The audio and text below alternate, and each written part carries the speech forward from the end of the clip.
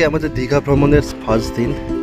আমরা কলকাতায় যারা থাকি তাদের একদম হাতের কাছে দীঘা সমুদ্র এত হাতের কাছে থাকার ফলে প্রায় লোকে 4 মাস 6 মাস অন্তর অন্তর দীঘা যায়। আমাদের মোটামুটি 1 বছর হয়ে গেছে আমরা সমুদ্রে আসিনি, লাস্ট গেছিলাম মন্দারমণি। তো এবার সি বিচে আসার পর থেকেই মনে হচ্ছিল যে কখন জলের মধ্যে পা ডোবাবো, ঢেউ ভাঙবো। দিগন্ত বিস্তৃত জলরাশি খোলা একদম নীল আকাশের সাথে মিশেছে, এক সত্যি অপূর্ব দৃশ্য। মনটা সত্যি খুশি হয়ে যায় সমুদ্রে, খুব এনজয় করবো। এখন 5টা বাজে, এখন সি বিচে যাচ্ছি। এইসব বাচ্চা পার্টিও আছে, অমিত নিজের কাজে ব্যস্ত। হ্যাঁ, আর আমরা সবাই যাচ্ছি বিচে, আরও বিচ থেকে আরও অন্য জায়গায় যাবো।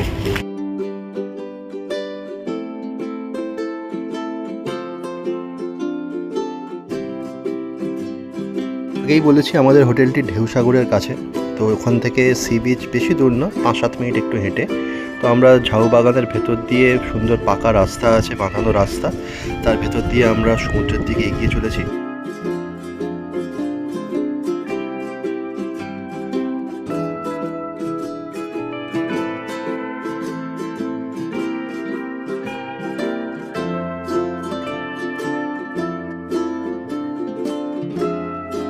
অবশেষে সমুদ্রকে সামনে দেখতে পেলাম, আর মন সইছিল না।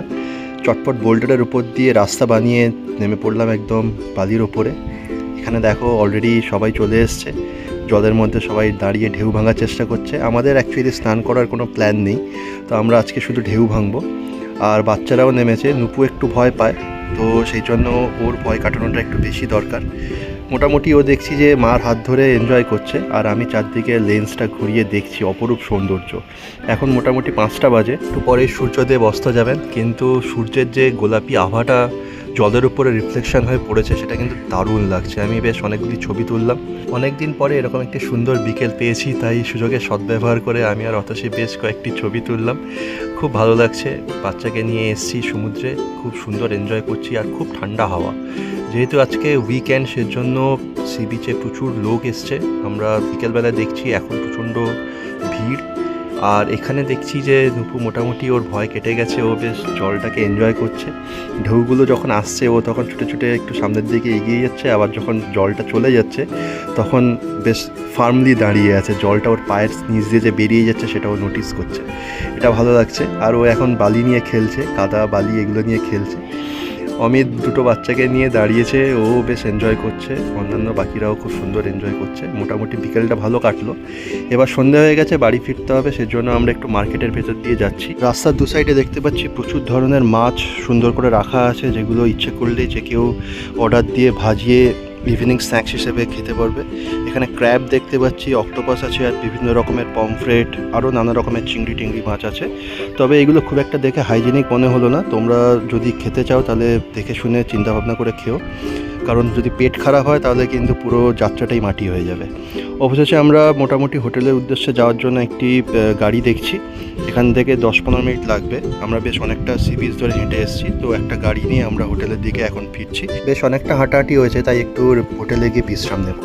এখন মোটামুটি 7:30 বাজে, খুব সুন্দর দিনটা কাটছে। নুপু আগে যেরকম জলে ভয় পাইতো, এখন আজকে দেখলাম যে খুব এনজয় করছে জলে।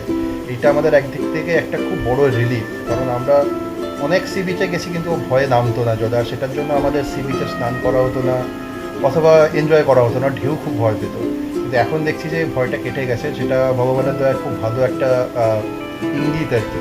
তো পরবর্তীকালে আরও সি বিচে আমরা যাব, কারণ সি বিচটা আমাদের বাড়ি থেকে খুব কাছে, আর একদিন দুদিনের জন্য সি বিচটাই দরকার আর কি।